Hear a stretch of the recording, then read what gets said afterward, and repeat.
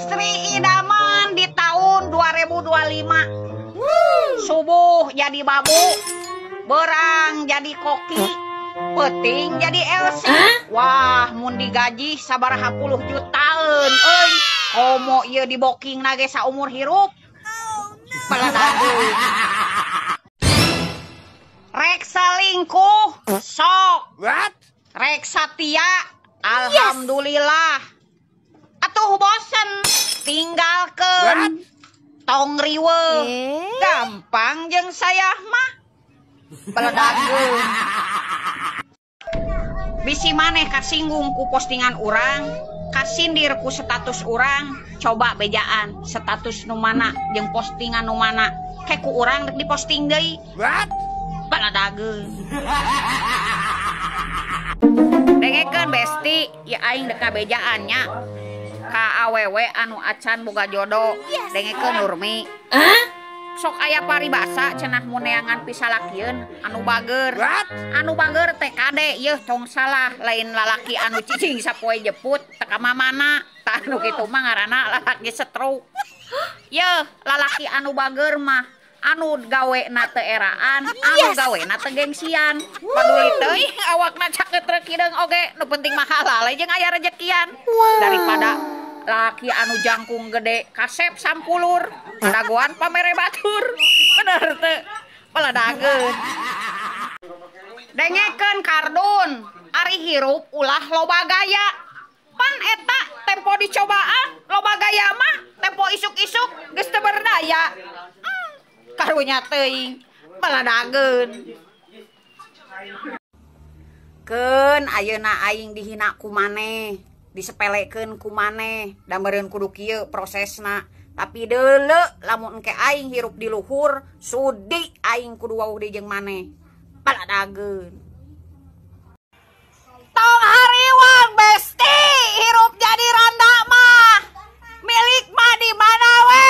Tatangga aing ge teu bogaeun salaki, teu kungsi lila orokan deui. Peledageun teh sia. Dengekeun ari sia lur heuh aing boga babaturan baheula keur aing parawan heuh tah jeung si Kardun goblok baheula mah asa panggantengna, asa pangkerena, asa pangwowna salam sobri. Ku aing dilirik majarkeun teh cenah tidak tertarik, da aing mah tertarik ge sama yang cantik, tinggi, kurus dan putih. Yeuh ayeuna mah heuh tempo panggih jeung aing ka aing Asia leunya alenye sunyam senyum terus dina sosmedna nyin status kieu sedang mencari calon istri cenah. Senggol nih duda beranak dua cenah, tidak perlu cantik, yang penting setia dan menerima apa adanya. Ngok sia kurung eta mah omongan lalaki anu kasalak paraje goblok. Labok taku sia peledageun. Dengekeun besti, ka para suami nu aya di alam sobri ieu nya dangukeun yeuh.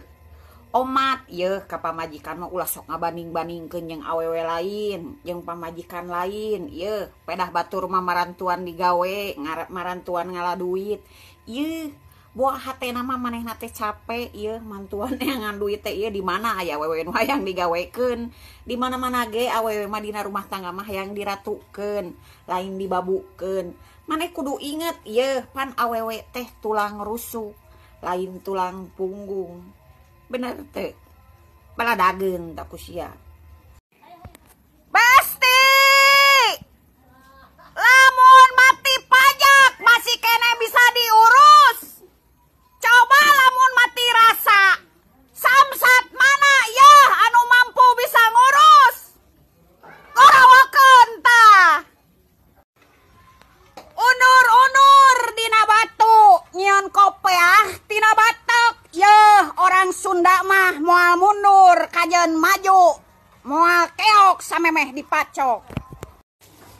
Kunaon Naruto bet boga jurus 1000 bayangan. Yeuh, da anu boga jurus 1000 alasan mah sia anu hese mayar hutang.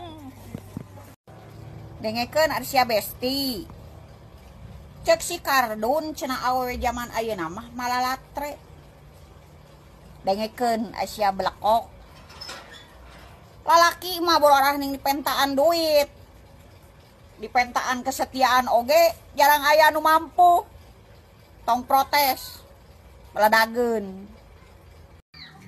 Bagi aing mah lalaki anu jagoan lain jago kana gelut, tapi lalaki anu jago neangan duit nyenangkeun jeung nganapkahan anak pamajikan. Baladageun. Lobakeun mah duit. Ameh jelema anu api-api lolong bisa nempo, anu jelema pura-pura bego ngadak-ngadak bisa ngomong. Baladageun. Cek saha jadi ibu rumah tangga itu sulit? Yeuh, jadi ibu rumah tangga itu gampang. Gampang amek-amekan, gampang lieur. Komo teu gablek duit mah gampang stres. Bener teu? Teu munafik besti dina otak urang mah saukur aya duit jeung kumaha carana lamun hirup kudu loba duit. Ngeri besti zaman ayeuna mah lamun teu boga duit kusabab anu dihargaan yang dileret teh anu loba duit. Bener teu besti?